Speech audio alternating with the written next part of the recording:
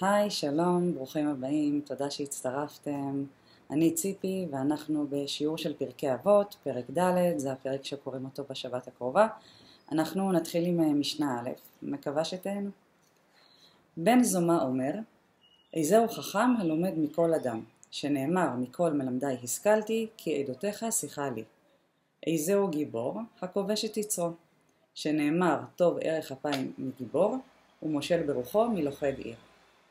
איזהו עשיר, השמח בחלקו, שנאמר יגיע כפיך כי תאכל, אשריך וטוב לך. אשריך בעולם הזה, וטוב לך לעולם הבא. איזהו מכובד, המכבד את הבריות, שנאמר כי מכבדי אכבד ובוזי יקלו.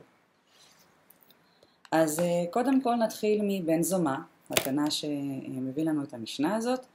בן זומא, או בשמו המלא שמעון בן זומא, היה אחד מהתנאים שישבו בעיר יבנה. ככל הנראה הוא לא האריך ימים ולא הוסמך להיות רב, ולכן הוא לא נקרא רבי שמעון כמו הרבה מהתנאים, אלא סתם על שם אביו בן זומא. יחד עם זאת, למרות שהוא לא הוסמך להיות רב, הוא היה תלמיד חכם גדול מאוד כבר מגיל צעיר, עד כדי כך שחז"ל אמרו עליו שמי שרואה את בן זומא בחלום יצפה לחוכמה. הוא גם היה דרשן מאוד מאוד גדול, למעשה אחד מגדולי הדרשנים בדורו ובדורות שאחריו. לדרשות שלו יצא הרבה מוניטין, עד כדי כך שאמרו עליו במשנה שמי שמת בן זומא בטלו הדרשנים. לא היה בעצם אף אחד שהגיע לרמת היצירתיות והחריפות שלו בלמצוא מקורות ופסוקים ולקשר אותם לרעיון שאותו הוא רצה להעביר וללמד. בן זומא מביא לנו את המשנה הראשונה שבפרק ד', שהיא בעצם עוסקת בארבעה ערכים שנחשבים ולנחשקים ביותר בחברה האנושית בעצם. רוב בני אדם משקיעים הרבה זמן בלהשיג אותם ולהגיע אליהם, שזה חוכמה, גבורה, עושר וכבוד. איזהו חכם, איזהו גיבור, איזהו עשיר, איזהו מכובד. רק שהתנא בן זומא מראה לנו אותם מזווית קצת אחרת, כנראה לא כזאת שחשבנו עליה, והוא בעצם מראה לנו לשיטתו מהי הצורה הנכונה של הערכים האלה. איך הם צריכים להיות, או איך צריך להתייחס אליהם באמת. היום בווידאו הזה אנחנו נעסוק רק בחלק הראשון של המשנה, איזהו חכם הלומד מכל אדם, שנאמר מכל מלמדי השכלתי, כי עדותיך שיחה לי. אז חכם, חוכמה. מי הוא חכם? היינו חושבים שזה מישהו שלמד הרבה, שרכש לעצמו ידיעות במגוון תחומים, אנשים בטח באים להתייעץ איתו הרבה, אוהבים לשמוע את הדעות שלו על סדר היום, מצטטים אותו בהערכה בכל מיני מקומות, אולי הוא אפילו ממלא אולמות עם הרצאות מרתקות ומלאות בתוכן. אז ראשית כנראה שכן, או כנראה שהחכם הזה באמת למד הרבה ויודע הרבה. אבל מה שמייחד אותו, שבגלל זה הוא זכאי לתואר חכם, זה בעצם ההמשך של מה שבן זומא אומר, הלומד מכל אדם. שיש פה במילים האלה כמה דברים בתוך זה שמתקפלים בפנים. הראשון זה שהוא לומד. עצם זה שהוא יודע שיש לו מה ללמוד עוד, שהוא עוד לא יודע הכל, זה כבר הופך אותו לחכם. קודם כל משום שזה דורש הרבה ענווה, להגיד שאתה לא יודע הכל. רק מי שיודע להגיד שהוא לא יודע, יהיה מוכן בעצם לקבל מאחרים. באופן קצת מפתיע, בשביל להיות חכם ולא להזדקק לחוכמתם של אחרים, אנחנו דווקא צריכים לעשות משהו שנראה ההפך, וללמוד מאנשים אחרים. והדבר השני הוא זה שהוא לומד מכל אדם. גם אם יש מישהו שקטן ממנו בגיל או בחוכמה, הוא לא רואה בזה פחיתות כבוד בללמוד ממנו משהו חדש, הוא לא מתבייש בזה, הוא לא מסתיר את זה. כמו שרבנו שמחה מויטרי, המחבר של מחזור ויטרי הידוע, רושם במחזור שלו, ואפילו מן הקטן ממנו בשנים ובחוכמה, מכיוון שאמר לו דברי טעם, לא יבוש מלקבלו ולא יבוז לדבריו. זאת אומרת, לא לזלזל בדברים, גם אם מישהו לא ברמת הידיעות שלך. יש סיפור במשנה שפעם הייתה מחלוקת בהלכה מסוימת בין הלל ושמאי וחכמים באותו דור, לא הצליחו להגיע להכרעה, עד שבאו לשם שני אורגים בעלי מלאכה פשוטים משער האשפות, והם העידו שהם שמעו את שמעיה ואבטליון שהיו תנאים בדור הקודם, שהם אמרו כך וכך לגבי ההלכה המסוימת הזאת. ואכן ההלכה נפסקה לפי העדות שלהם, למרות שהם לא היו תלמידי חכמים, אלא רק פשוטי עם, בעלי מלאכה.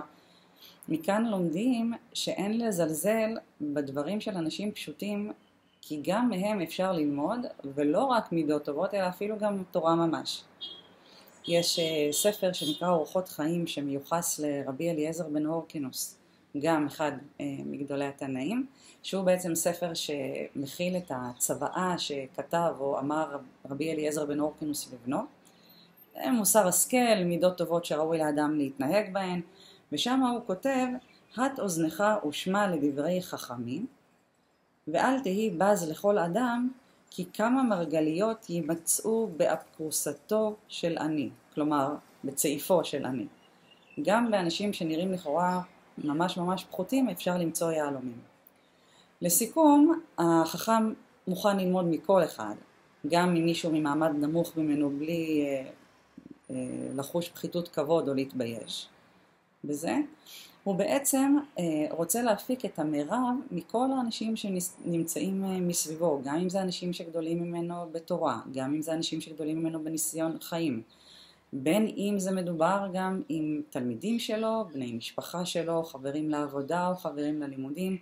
מכל אחד הוא ינסה לקלוט את הדברים החיוביים שבו, וללמוד ממנו כל מה שהוא יכול, שיכול לעזור לו להתפתח וללמוד, ולהתקדם כמובן. ואפילו עד כדי כך של ללמוד מאדם שעל פניו לא נראה שראוי ללמוד ממנו משהו, אדם עם התנהגות לא ראויה, שלא יכול להוות דוגמה. לחכם יש את היכולת להפריד, לקחת רק את הדברים הטובים ממנו, בלי להיות מושפע מהדברים הלא טובים. להפריד בין החוכמה שבבן אדם הזה שממנו הוא יכול ללמוד, לבין ההתנהגות הלא טובה או המעשים הלא טובים שמהם הוא לא רוצה להיות מושפע ולא רוצה לקלוט אותם. היכולת הזאת של ההפרדה בין הטוב לרע, היא זאת שהופכת אותו לחכם.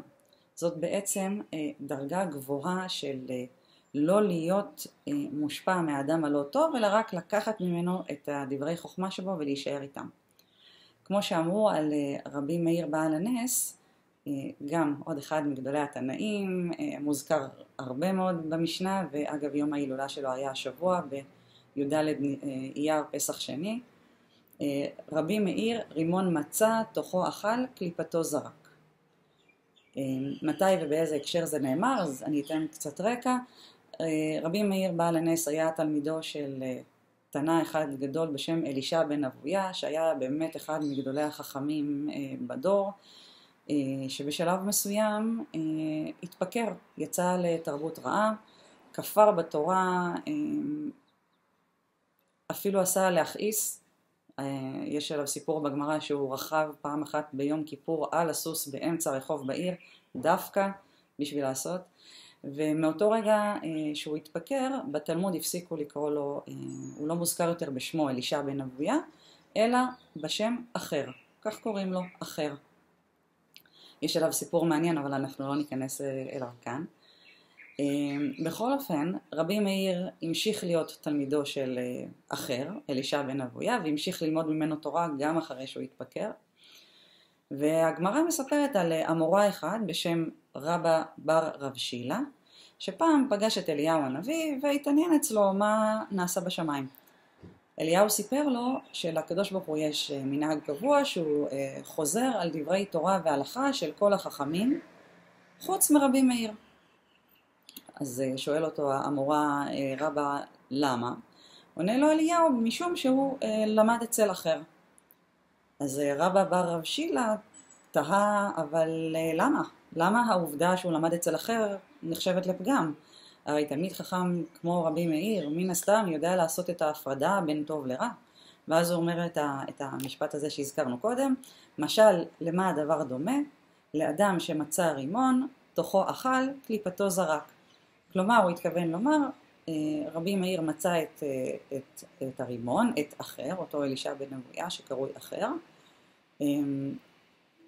תוכו אכל, למד ממנו את התורה שבו, וקליפתו זרק, את הדעות המקולקלות שלו שם בצד.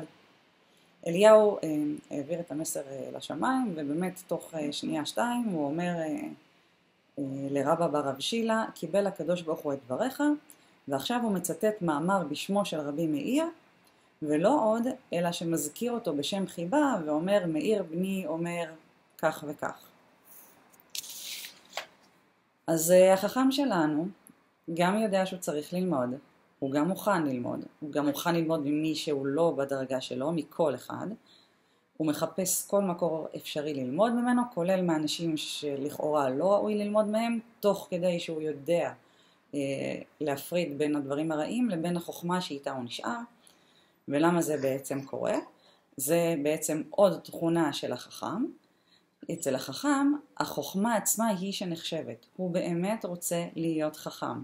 מעניינת אותו החוכמה עצמה. לא מעניין אותו מה הוא יכול להשיג ממנה. זה ממש מה שנקרא לשם שמיים.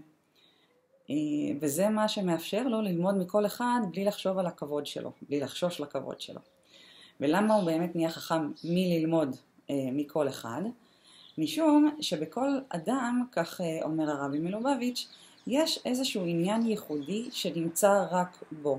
איזושהי זווית ראייה שהיא רק שלו, איזושהי תובנה שהיא רק שלו, שהגיעה אליו מתוך ניסיון החיים שלו או תנאי החיים הספציפיים שלו. ולכן באופן הזה, כשהחכם שומע מכל אדם, הוא בעצם מקבל מגוון של תובנות וזוויות ראייה שונות, ומקבל את התמונה המורכבת על לגבי העניין, שזה עוזר לו להבין את זה באופן יותר שלם. וכאן אנחנו מגיעים לפסוק שאותו מביא בן זומא כתימוכין איזהו חכם הלומד מכל אדם, שנאמר מכל מלמדי השכלתי כי עדותיך שיחה לי.